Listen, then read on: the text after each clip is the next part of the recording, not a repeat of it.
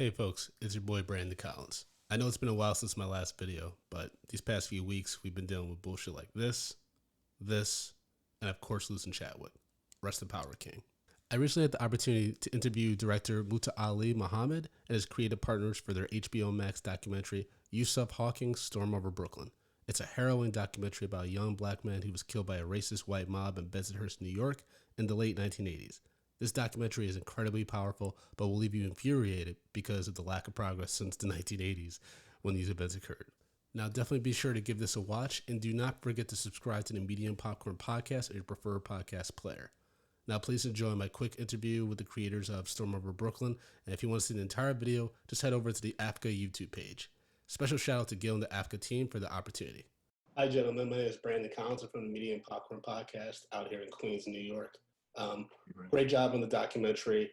I think my first question is, as you were, putting this project together and reaching out to the family of Yusuf, and as well as members of the group that were involved in Yusuf's murder, what were the feelings in actually coming face to face with these people, putting the story together in the editing room, to make sure that you told Yusuf's story, but also that you gave the other perspective, as jacked up and painful as that might have been?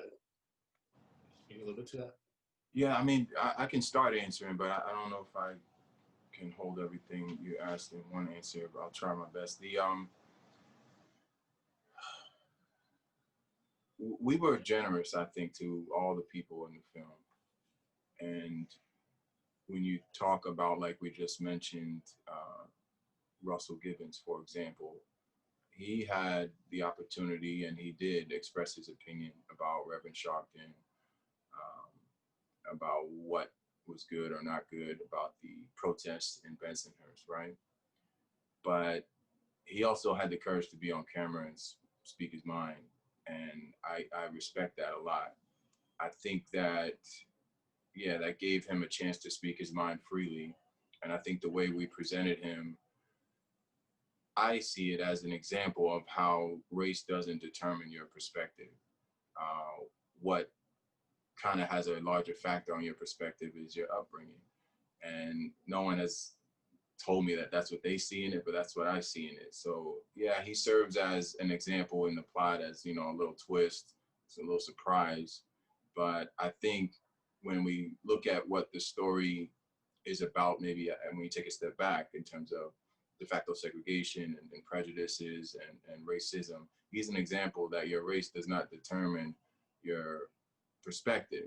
And that reinforces what Amir was saying when he was saying people aren't born racist. And I think he was suggesting that the environment of Bensonhurst cultivated and fostered that racism. And I'm not saying Russell was racist, but I'm saying that that environment played a strong role, in my opinion, in the opinion that he expressed in the film. So I think we treated our subjects in that regard and allowed them to express themselves. But I don't know, sometimes the way in the edited room that I wanted to use people's interviews was to showcase their biases, showcase the prejudices that I don't think they even knew that they held. So I tried to stick to content that carried the story forward, but also was revelatory, and I also like to bother people. So I usually used clips and sound bites that showed something disturbing, like the EMT in the beginning saying that he didn't look like a thug or anything. I went back and forth about putting that in there because Gerald Dickens struck me as a hero, a true hero. I mean, he saved a whole lot of lives. And he told us all of what he went through to save Yusuf. But yet and still, something like that can be in his consciousness, didn't look like a thug. And so I wanted to do as much of that as possible. A lot of people don't even catch the officer, the detective. He says near the end of the film that people in that area didn't do anything to keep colored people out. And I'm like, it probably was an accident. It probably was an accident, but it's part of our psyche. And I think that exposing those subtleties in the way people choose to use their words helps to reinforce what I was incorporating into the story, which was that those prejudices still exist, and we're so far away from addressing them that we display them on camera and don't even realize we're doing them. So, I mean, I think that's part of the answer. And I don't know if anybody wants to jump in and answer the rest, or if you need to follow up. But I think that's my answer so far. Well, you know, we did make a deal with everyone before they got on camera. You know, we had to call people, email people, let them know that we wouldn't twist around their words, let them know what our main objective was, and we wanted to be unbiased. And like Mutali said, if you said this is what you said, here it is, it's on a plate. And I don't even think that people might even look at themselves and see what was wrong with that, because largely in the film, you have people who might not be considered to be racist, right? You know, I said he wasn't a thug, what's the problem? Or he's a colored guy, leave the colored guys alone.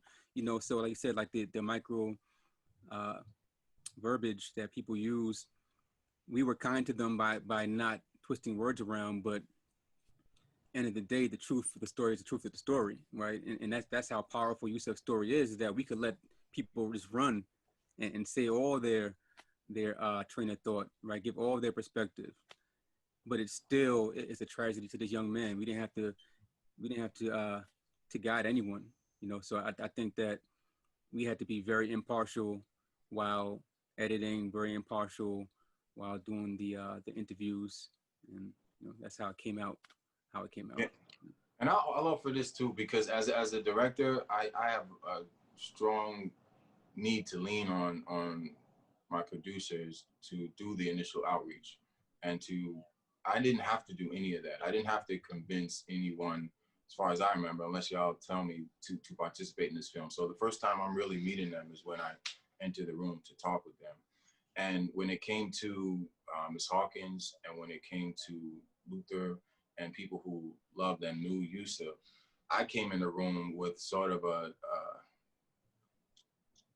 respect and a desire to be delicate, and a desire to give them the opportunity to express what was on their heart. And I had to get consultation on making sure that after you leave, after you close the door on that conversation, you're not leaving somebody who's just stirred up and kicked up something that had settled 30 years ago, and then you just snatch some footage and leave. So I think that I approached it, and we all approached it with sensitivity, and I'm proud of that part of it. I'm proud of that part. Thank you, gentlemen, so much. Oh, sorry, Javon. No, it's fine. I think that these gentlemen covered that question pretty well. Absolutely. And my other quick question is, you talked about the impact of this documentary, and we're already seeing that. The documentary's been in the news with the reviews, but also Hot 97 recently fired Patty Duke, who was revealed to be part of the group that attacked Yusuf. And so any quick thoughts on that and the impact that this documentary's already having? We didn't know that Pascal Rossi was Patty Duke. So the audiences put that together after they saw the film. And I believe, you know, Hot 97 made their decision. I understand why, and it's brought more attention to the film, you know, and we'll see what happens next. Absolutely. Thank you, gentlemen, so much for your work on this. I believe it should be required viewing for all history classes going forward. It's fantastic. Thank you.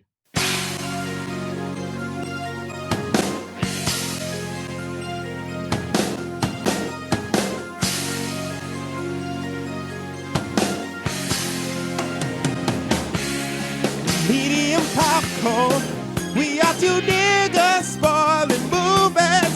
Yeah. Brandon Collins, that's me, and Justin Brown for your movie needs. Medium popcorn, woo! You haven't seen it, well we're gonna spoil it. Spoil it in your face. That's your warning. So if you get pissed, it's all your fault.